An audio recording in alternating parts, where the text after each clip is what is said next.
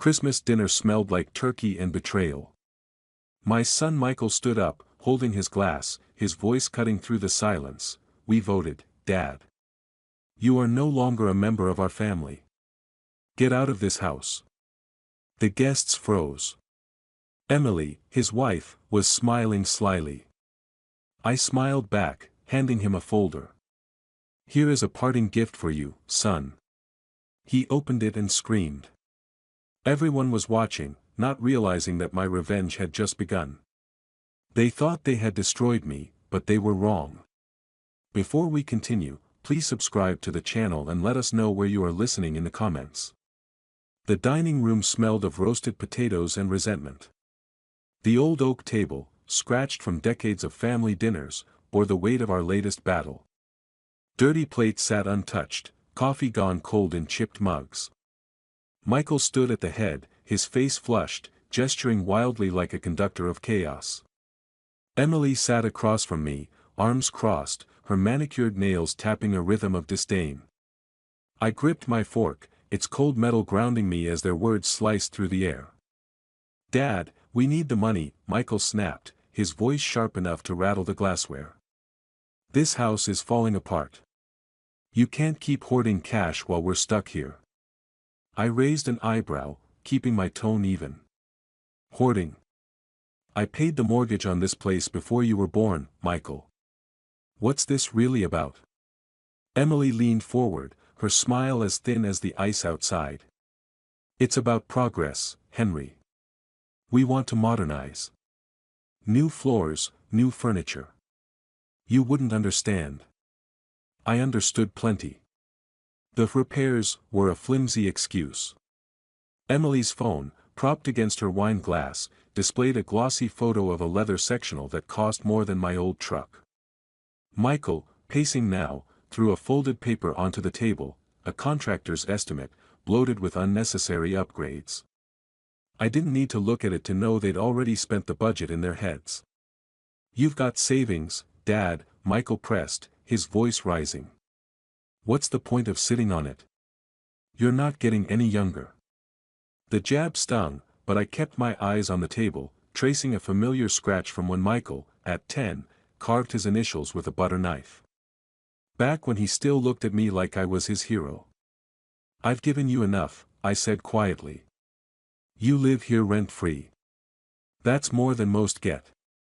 Emily scoffed, her laugh a blade wrapped in silk. "Rent-free? This place is a museum, Henry. We're doing you a favor by staying." Michael slammed his spoon down, the clatter echoing. "You're so damn selfish. You think you're some saint, but you're just holding us back." The room fell silent, the kind of quiet that presses against your chest. I tightened my grip on the fork, my knuckles whitening. Not the first time he'd raised his voice, but this felt different, raw, final. Emily's eyes glinted with triumph, like she'd been waiting for this explosion. I could have shouted back, could have listed every sacrifice, the overtime shifts, the college tuition, the car I sold to buy his first junker. But words wouldn't reach them. Not anymore. "Selfish," I repeated, letting the word hang. "That's what you think?" Michael leaned closer, his breath hot with wine. "You're damn right. You're not needed here anymore, Dad. We can handle this place without you." The air shifted, heavy with the weight of his words. Emily's lips twitched, barely hiding her satisfaction. I set the fork down, deliberate, and stood. My chair scraped against the hardwood, a sound that felt louder than it should. I looked at Michael, then at Emily, their faces a mirror of greed and certainty. They thought they'd won. "I see," I said, my voice steady despite the fire in my chest. "You've made yourselves clear." I turned, my boots heavy on the floor, and walked toward the hallway. Michael called after me, his tone mocking. "What, that's it? You're just gonna sulk?" I didn't answer. The dining room door loomed ahead, its chipped paint a reminder of better days.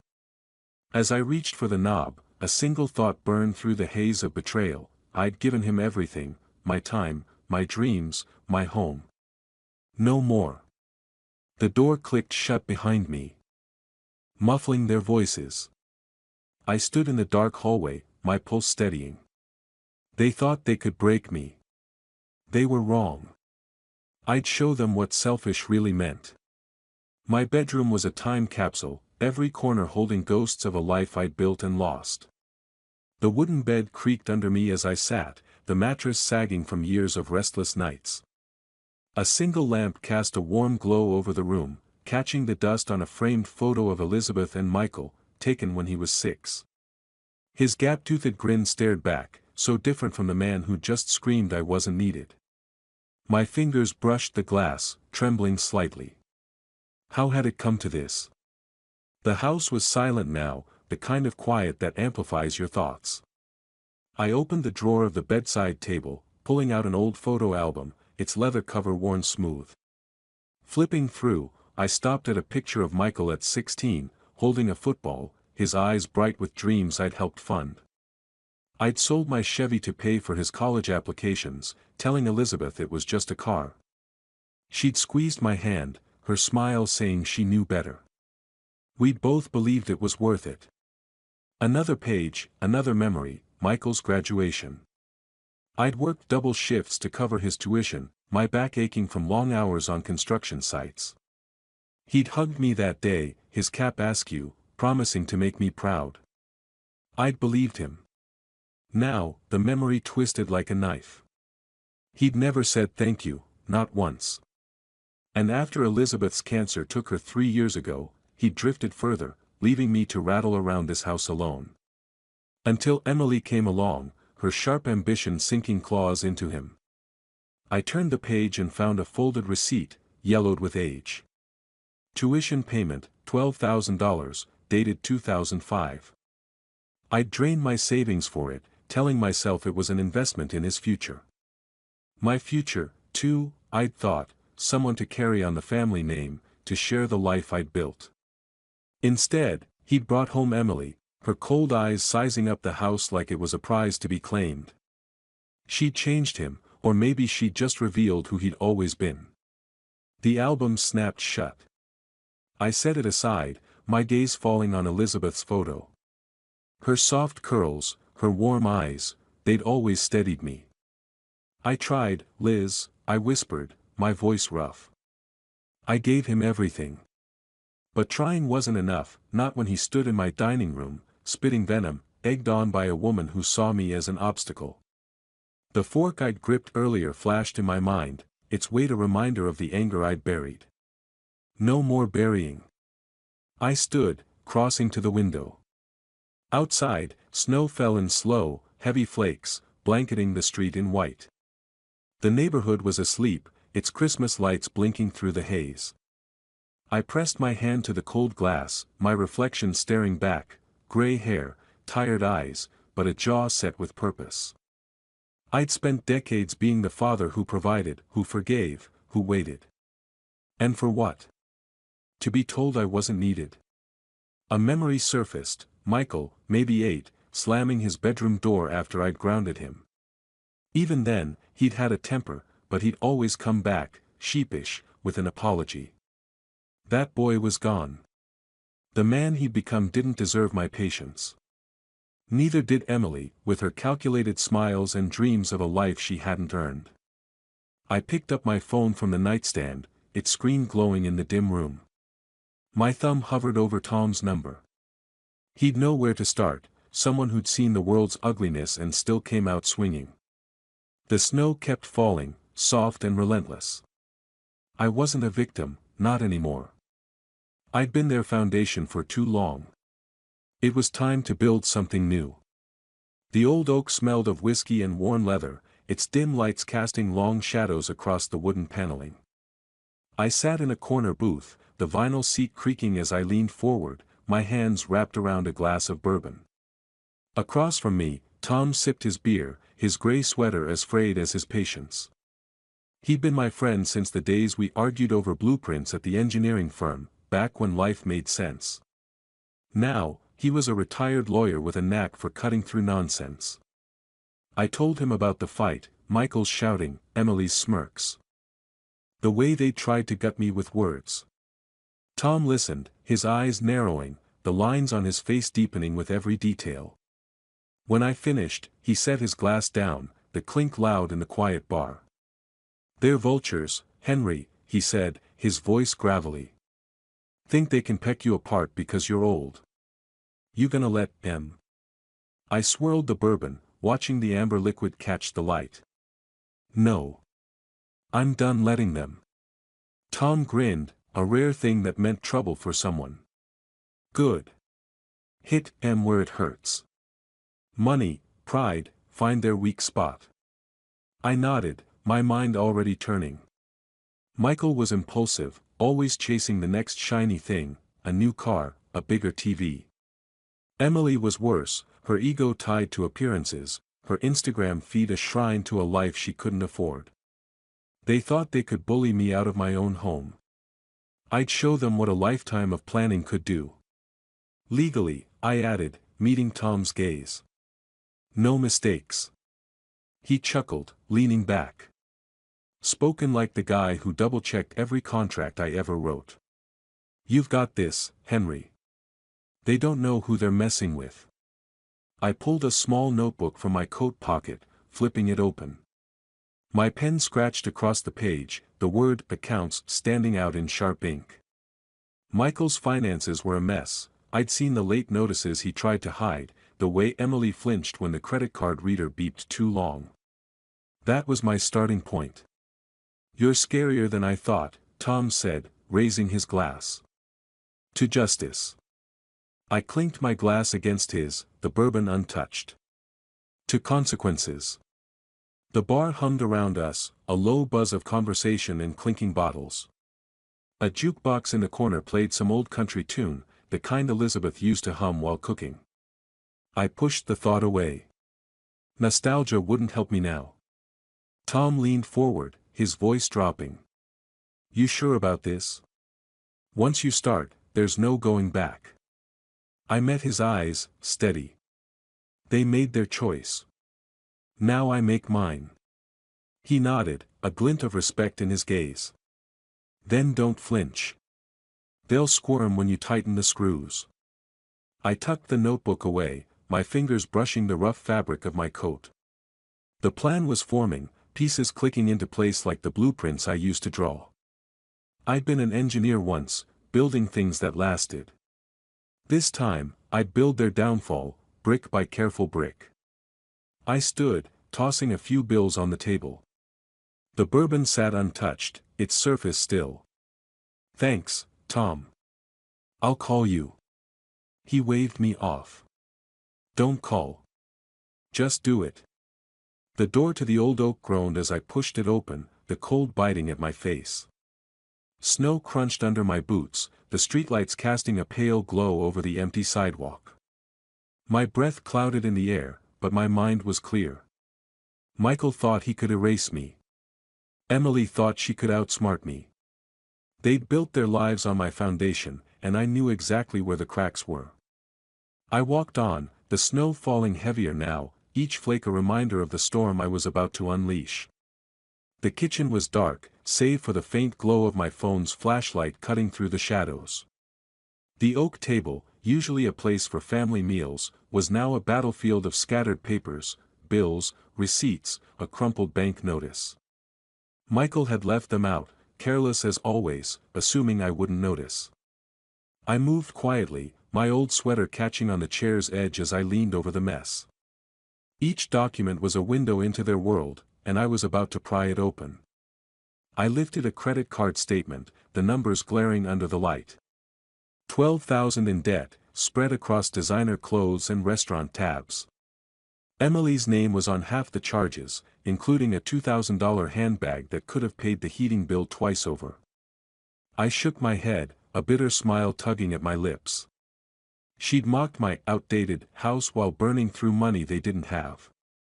Michael wasn't much better, late car payments, a gym membership he never used. Their greed was a house of cards, and I was ready to pull the first one. My fingers paused on a bank notice, the word "overdue" stamped in red. They'd missed 2 mortgage payments on a small condo they'd bought as an investment last year. Michael had bragged about it at dinner once, saying it'd make them rich. Emily had nodded, her eyes gleaming as she scrolled through photos of luxury lofts on her phone. Now, the bank was threatening to foreclose. I scribbled the account number in my notebook, the pen scratched loud in the silent house.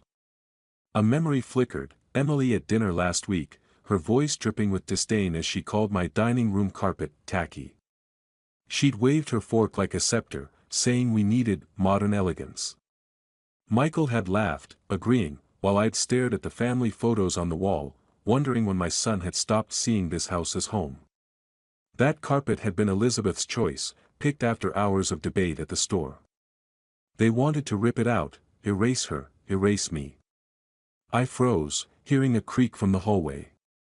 My heart thudded as I flicked off the flashlight, plunging the kitchen into darkness. The house was old, always groaning, but I couldn't risk being caught.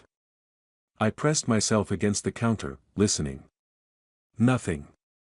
Just the hum of the fridge and the distant tick of the living room clock. I exhaled, my breath steadying. They were upstairs, probably asleep, oblivious to the trap they'd walked into. I turned the light back on, flipping through more papers. A receipt for a wine club subscription, another for a spa day Emily had needed. Every line was a thread in the web they'd spun, and I was mapping it out. My engineering days taught me to find weak points, cracks in a structure that could bring it down. Their finances were crumbling, and I'd make sure they felt every tremor. The notebook in my hand grew heavier with each note, dates, amounts, account numbers. I tucked the bank notice into my pocket, careful not to crinkle it. This wasn't just about money. It was about control, about showing them I wasn't the relic they thought. I'd built this house, this life, and they'd tried to claim it without a fight. Big mistake. Another creak, closer this time. Footsteps, slow and heavy, descending the stairs. Michael. I snapped the notebook shut, shoving it into my pocket as I slipped the papers back into their messy pile. The flashlight went off, and I moved toward the kitchen door, my boots silent on the tile. My hand grazed the doorframe, the wood cool under my fingers. I paused, listening as the footsteps stopped just outside. Dad? Michael's voice was groggy, suspicious. I didn't answer. My pulse was steady, my mind sharp. They'd given me the weapon I needed, wrapped in their own carelessness. I eased the door open a crack, the hinges silent from years of my maintenance. The hallway was dark, Michael's shadow looming at the far end. I slipped through, my breath held, and melted into the shadows of the house I knew better than they ever would. The lawyer's office was a stark contrast to my home, glass walls, gray carpet, the air sharp with the scent of coffee and ink. I sat across from John, my old coat draped over the chair, a folder of notes open in front of me. The Chicago skyline loomed outside, its steel towers glinting under a pale winter sun. John, in a crisp suit, scanned my scribbled figures, his pen clicking rhythmically. I'd known him from my engineering days, when we'd sorted out contracts for the firm. He was sharp, discreet, and didn't waste words. "You're sure about this, Henry?" he asked, his voice low, eyes flicking up from the page. "It's a bold move." I nodded, my hands steady on the table. "They crossed a line, John. I'm taking back what's mine." He leaned back, tapping the pen against his chin. "All right. Let's start with the will. You want Michael out, completely?" "Completely." The word felt heavy, final. A pang of guilt hit me. Michael was still my son, still the boy who'd once clung to my hand at the fair. But that boy was gone, replaced by a man who'd spat in my face. I pushed the thought away, focusing on the papers John slid toward me. The first was a revised will, naming a local charity as my beneficiary. The house, my savings, everything, Michael and Emily wouldn't see a dime. I read it carefully, my old contract habits kicking in. Every clause was airtight, just as I'd wanted. I signed, the pen's scratch a quiet victory. The second document was a bank form. Freezing the joint account Michael still used, a relic from when I'd helped him buy his first car. He'd never bothered to close it, and now that laziness would cost him. John watched me, his expression unreadable. "You're cutting deep, Henry. They'll feel this." "They should have thought of that before," I said, my voice calm but edged with steel. I pulled out my phone, dialing the bank. A quick conversation, a few codes, and the account was locked. Michael wouldn't know until he tried to use it, and I could already imagine his panic. We moved to the house next. John suggested a trust, putting the property out of Michael's reach. "They can't force a sale if you're the sole trustee," he explained, scribbling notes. "And if they try to push you out, this gives you legal ground to stand on." I nodded, signing where he pointed. The house was my last bastion, the one thing I'd built that still stood strong. I'd poured my life into it, every nail, every shingle, and I'd be damned if they turned it into their personal ATM. The pen felt like a hammer, sealing their fate with each stroke. John stacked the papers, his tone softening. "You okay, Henry? This isn't easy, I know." I looked at him, my jaw tight. "It's necessary. They made their choice."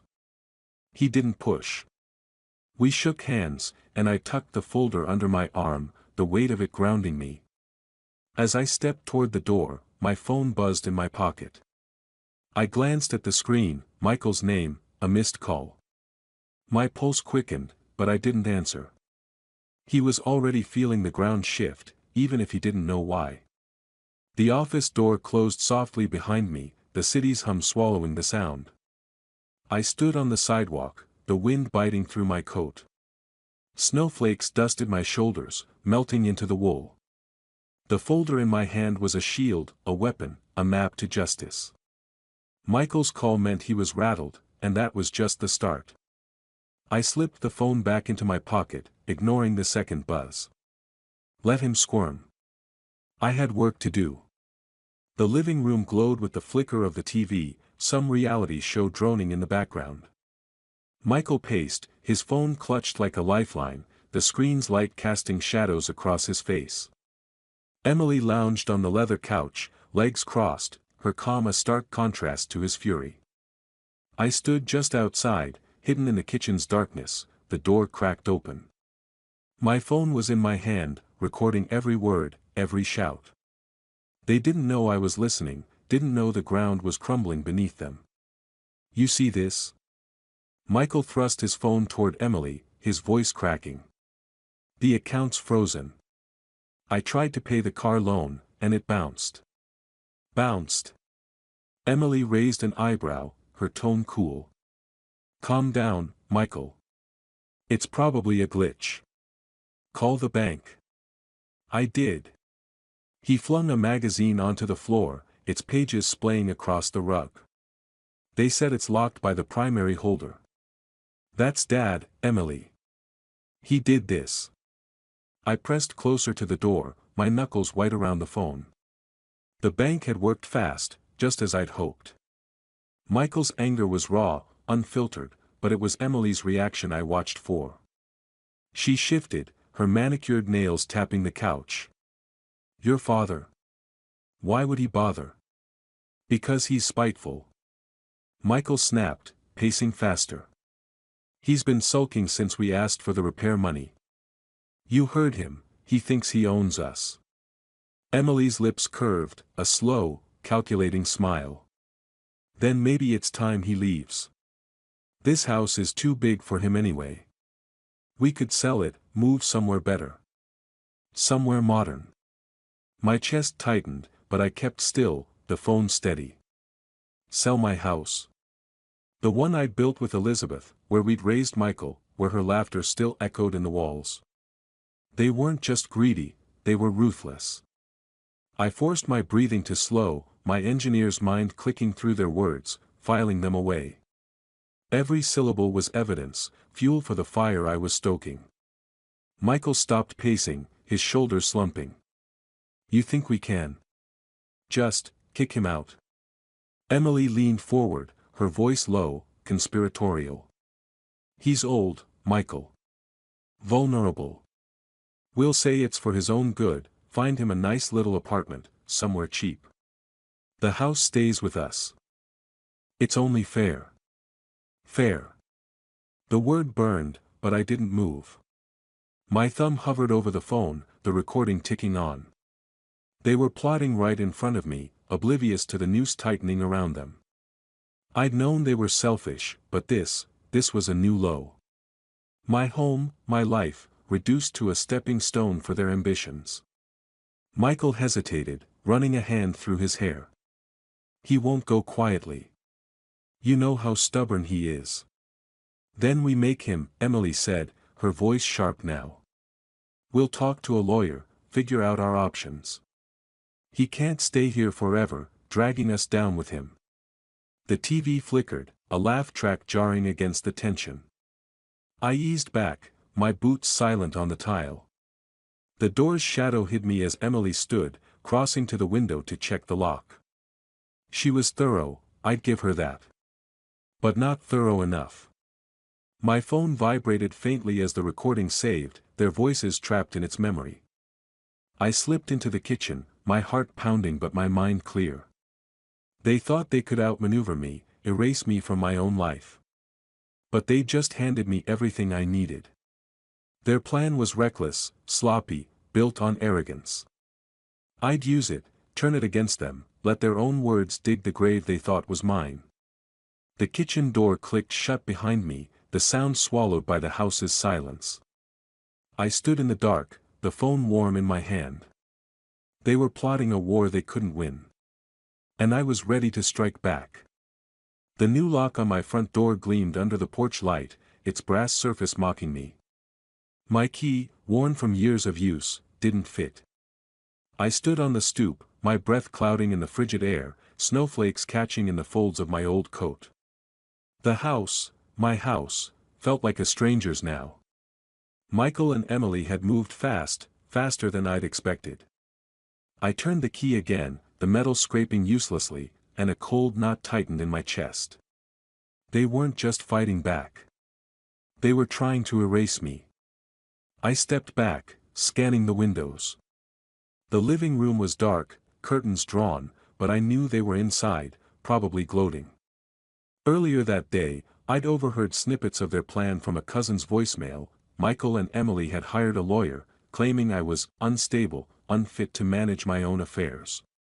They'd spread the story to relatives, painting me as a senile old man who'd lost his grip. Now this lock. It wasn't just a barrier, it was a declaration of war. I circled the house, my boots crunching through the snow. The side door was locked too, its new deadbolt as unyielding as the front. My fingers brushed the doorframe, remembering the summer I'd painted it with Elizabeth, her laughter mixing with the smell of fresh paint. That memory stung, but I shoved it down. Sentiment wouldn't help me now.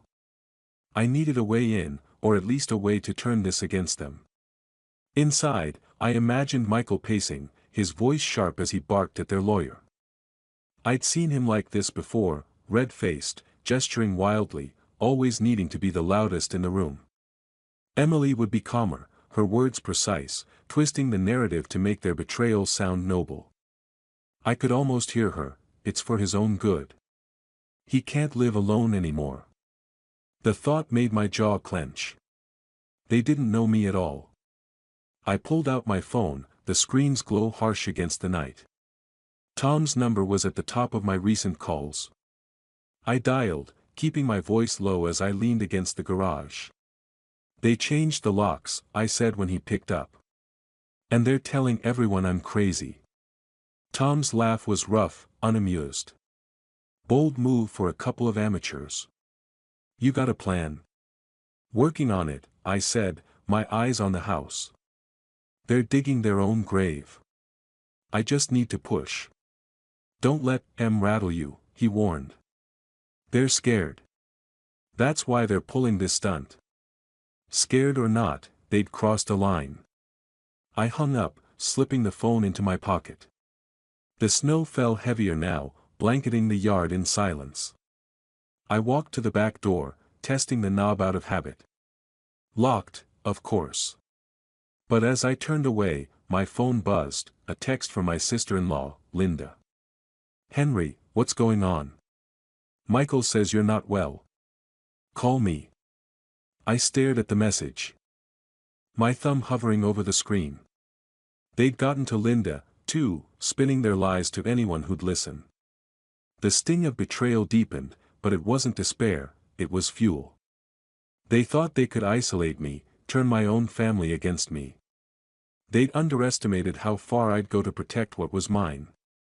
I pocketed the phone and headed down the driveway, the snow muffling my steps. The street was quiet, Christmas lights blinking on neighboring houses, their warmth a cruel contrast to the cold radiating from my own. I stopped at the curb, glancing back at the locked door. They thought they'd won this round, thought they'd boxed me out.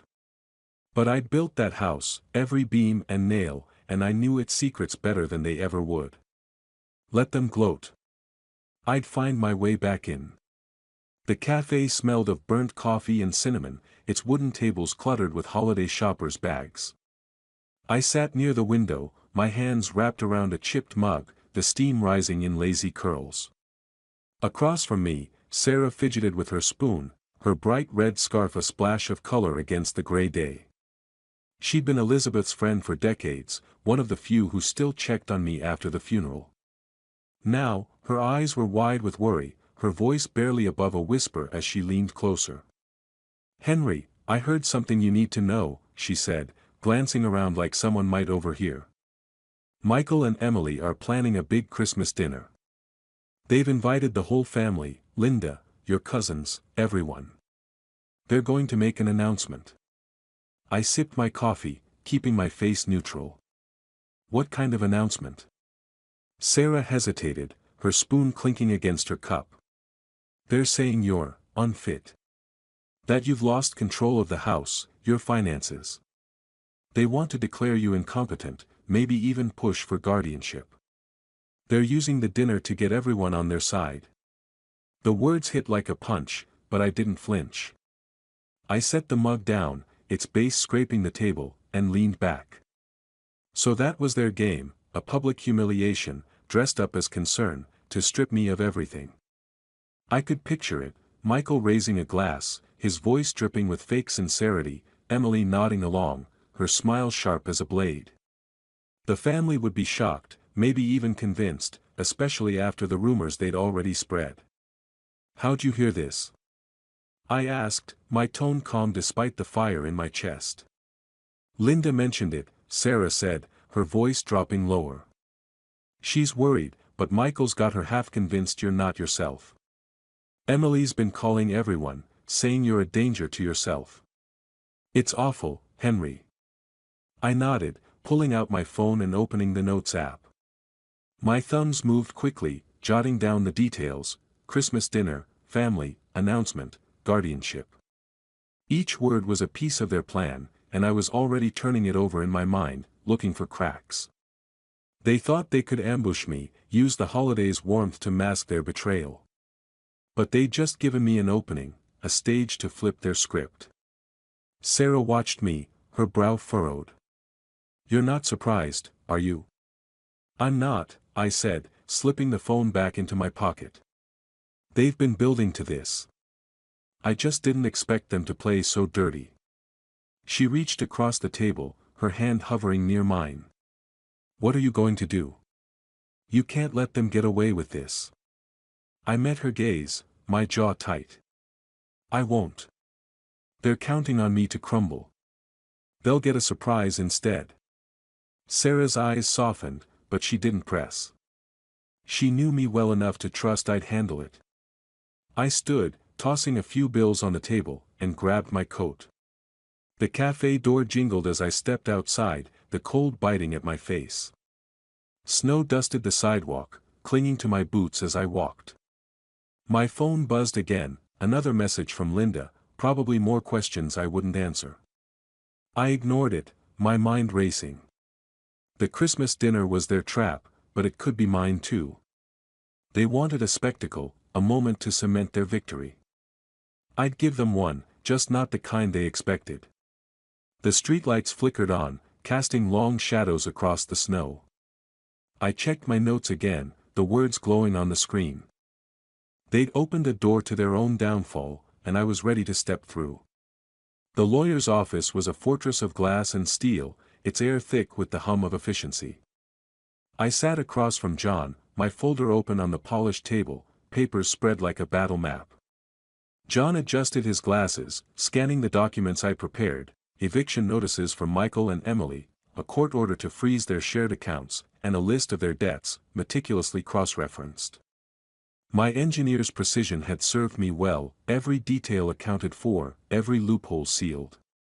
"This is ironclad, Henry," John said, his voice clipped but approving. "The eviction notice is legal, backed by the trust you set up. They'll have 30 days to vacate once it's served. And the account freeze, effective immediately. You've got them cornered." I nodded, signing the final page. The pen's weight felt like a gavel, each stroke a step closer to justice. "And the evidence?" I asked, tapping the folder. Inside were recordings, bank statements, even screenshots of Emily's texts to relatives, all proving their intent to defraud me. I'd spent nights compiling it, my dining room table a war room of receipts and notes. John slid the folder into his briefcase. "More than enough. If they try to fight, this'll bury them in court. You've done your homework." I leaned back, the chair creaking under me. Homework. That's what it felt like, methodical, relentless, the way I'd once tackled blueprints. But this wasn't about buildings. It was about tearing down the lies Michael and Emily had built around my life. The thought of my son, once small enough to fit in my arms, now scheming to rob me, brought a familiar ache. I pushed it down. Regret wouldn't finish this. Next stop was the bank, a sterile box in the mall's heart, its gray walls lined with posters about savings plans. The young banker, his tie slightly crooked, typed furiously as I confirmed the freeze on Michael's accounts.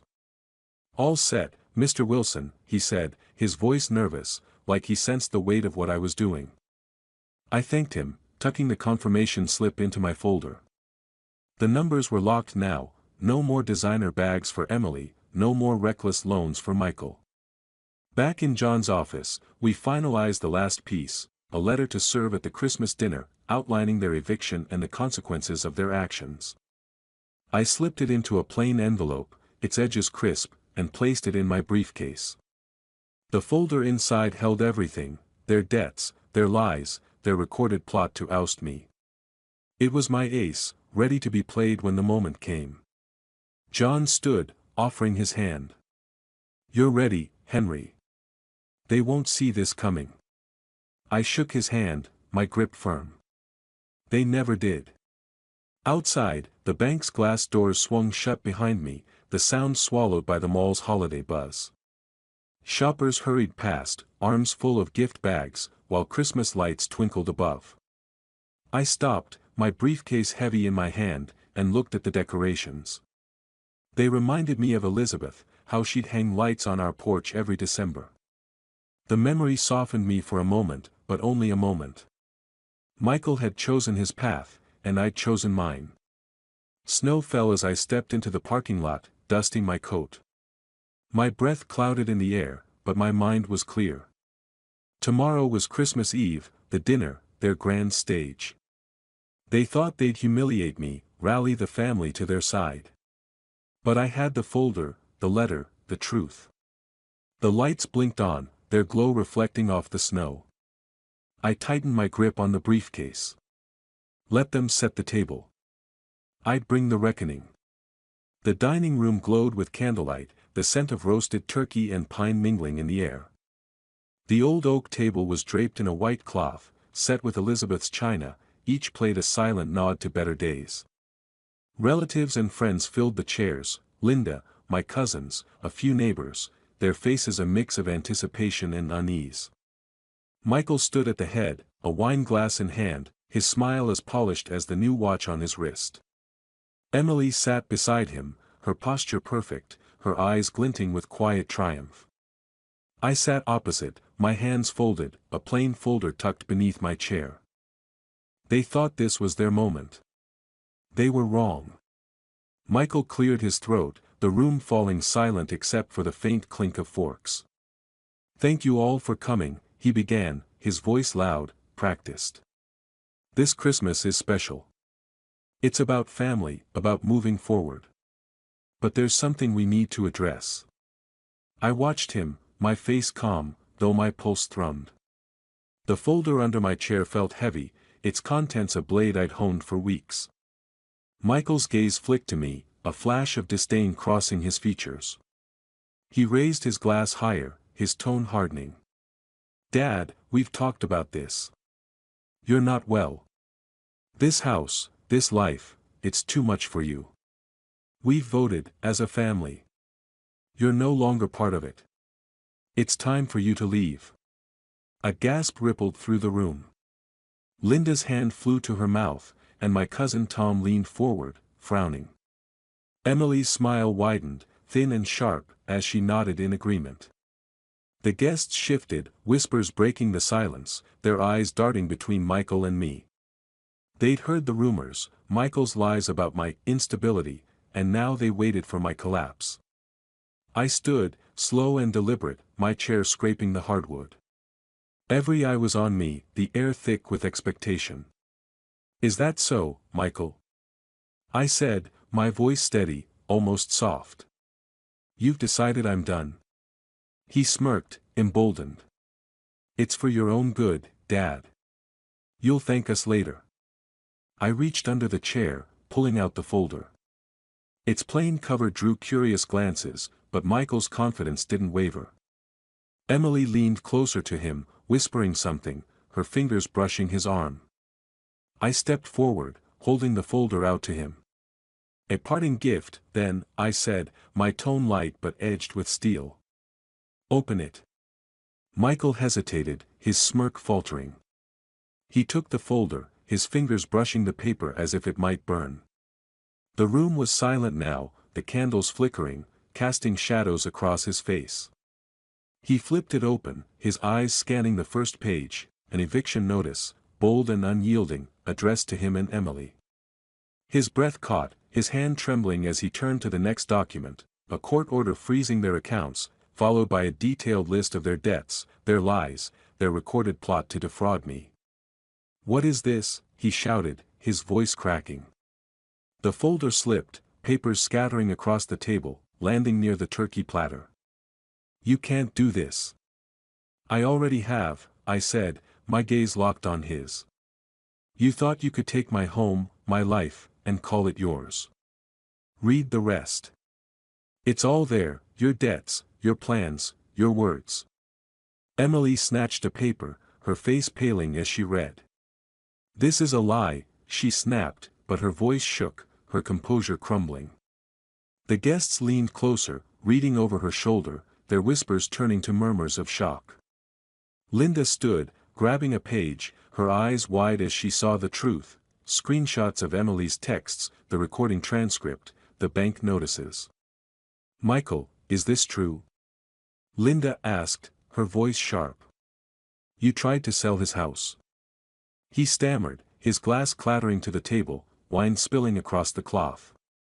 It's not what it looks like." I stepped back, letting the chaos unfold. The folder was my weapon, and it had struck true. Emily's eyes darted to the guests, seeking allies, but found only disbelief. Michael's face was red, his hands shaking as he tried to gather the papers. I stood still, my heart steady, the weight of years lifting. They'd set the stage, but I'd rewritten the ending. The front door loomed in the distance, its frame outlined by the hallway's dim light. Someone pointed to it, their voice lost in the growing clamor. I didn't move, my eyes on Michael. He thought he'd broken me. Now he was the one breaking. The dining room was a storm of voices, the once orderly table now a mess of spilled wine and scattered papers. Michael slumped in his chair, his hands clutching his head, the eviction notice crumpled in his fist. Emily stood, her face flushed, her manicured nails digging into a napkin as she tried to salvage her crumbling facade. The guests were on their feet, some shouting, others whispering, their eyes darting between the documents and the couple who'd betrayed me. I stood at the edge of the chaos, my hands in my pockets, watching their world unravel. "Michael, explain this," Linda demanded, waving a bank statement, her voice cutting through the noise. "You told us Henry was losing his mind, but this says you plan to sell his house." Michael's head snapped up, his eyes wild. "It's not true. He's twisting everything. We were trying to help him." "Help?" my cousin Tom barked, snatching a paper from the table. "This is a recording of you plotting to kick him out. You called him a burden." Emily stepped forward, her smile forced, her voice trembling. "Everyone, please, calm down. There's been a misunderstanding. We only wanted what's best for Henry." "Best?" Sarah, Elizabeth's old friend, stood, her scarf slipping as she pointed at Emily. "You lied to us. You spread rumors, said he was crazy, all so you could steal his home." The room erupted, guests talking over each other, some grabbing papers to read for themselves. A child at the far end of the table ducked behind her mother, startled by the shouting. Emily's eyes welled up, her mascara smudging, but she kept her chin high, clinging to the last scraps of her dignity. Michael, though, was unraveling faster. He lunged for the folder, trying to gather the papers, but Linda pulled it away, her face a mask of disgust. "Enough, Michael," she snapped. "You've shamed this family." He turned to me, his voice breaking. "Dad, please. Tell them it's a mistake. We didn't mean it like that." I met his gaze, my expression unchanged. "You meant every word," I said, my voice low but firm. "You made your choice. Live with it." Emily grabbed his arm, her voice a desperate hiss. "Henry, we're sorry. We'll fix this. Just, don't do this. We can work it out." I shook my head, stepping back. "You had years to work it out. You chose greed instead." The guests were moving now, some heading for the door, their coats already in hand. Tom threw a paper back on the table, muttering something about disgrace. Linda followed, pausing to look at me, her eyes soft with apology. "I should have known better, Henry," she said quietly. "I'm sorry." I nodded, saying nothing. The apologies didn't matter now. The truth was out, and it was sharper than any blade. Michael's shoulders shook, his voice rising to a plea. "Dad, you can't throw us out. This is our home too." "It's mine," I said, my words final. "Always was." I turned, walking toward the living room, the noise fading behind me. Emily's voice cracked, calling after me, but I didn't stop. The dining room door swung shut, muffling their pleas. I stood in the dark, the glow of Christmas lights filtering through the window, casting soft patterns on the floor. The family photos on the wall watched me, Elizabeth's smile a faint echo of what we'd lost. I straightened one, my fingers lingering on the frame. Outside, car doors slammed, engines starting as guests left. The house grew quieter, the storm subsiding. Michael and Emily were still in there, begging, bargaining, but it was over. They'd built their trap, and I'd turned it on them. The front door creaked open, then slammed shut, the sound sharp in the silence. I didn't look back. They'd made their bed. Now they'd lie in it. My new apartment was small, its bare walls still unfamiliar, but the wide window offered a view of Chicago's skyline, its lights winking through the falling snow. I sat at a simple desk, a single lamp casting a warm glow over a blank sheet of paper. The pen in my hand felt heavy, not with ink but with the weight of what I needed to say. Boxes lined the room, some unpacked, others holding pieces of a life I'd left behind. A photo of Elizabeth rested on a shelf, her smile steadying me as I began to write. The house was gone, sold for a good price to a young family who'd fill it with new memories. I'd walked away with enough to start over, here, in this quiet space, where the past couldn't cling so tightly. The sale had been quick, the paperwork final, each signature a step toward freedom. Michael and Emily had vanished after that Christmas dinner, their belongings cleared out before the eviction notice's deadline. I hadn't heard from them since. And I didn't expect to. Some bridges burn clean. I pressed the pen to the paper, the words coming slowly. Michael, I wrote, my handwriting steady despite the ache in my chest. I've spent years wondering where I went wrong, what I could have done to keep you close. But you chose your path, and I had to choose mine. I forgive you, not because you deserve it, but because I need to move on. This is goodbye. The words were simple, but they carried everything, the love I'd once had, the betrayal that broke it, the peace I was claiming now. I folded the letter, slipping it into a plain envelope. My fingers brushed the paper, lingering as I set it on the desk. Forgiveness wasn't for them, it was for me, a way to shed the last of their weight. I'd carried them long enough. Outside, the snow fell in slow, heavy flakes, blanketing the city in silence. I stood, crossing to the window, my reflection faint against the glass. The skyline stretched before me, its sharp edges softened by the storm. I'd built a life once, in a house filled with laughter and dreams.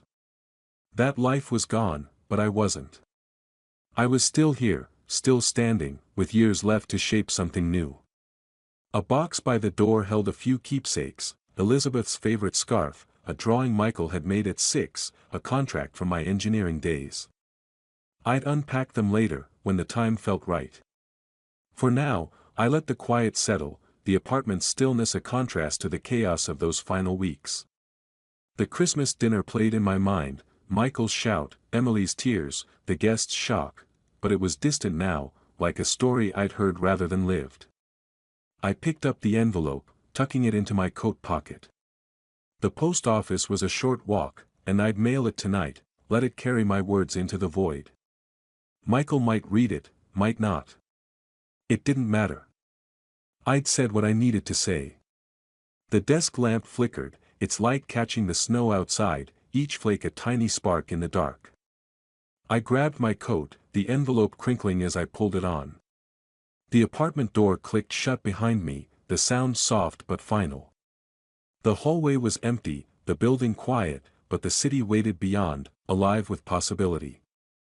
I stepped into the elevator, my boots leaving faint wet prints on the floor.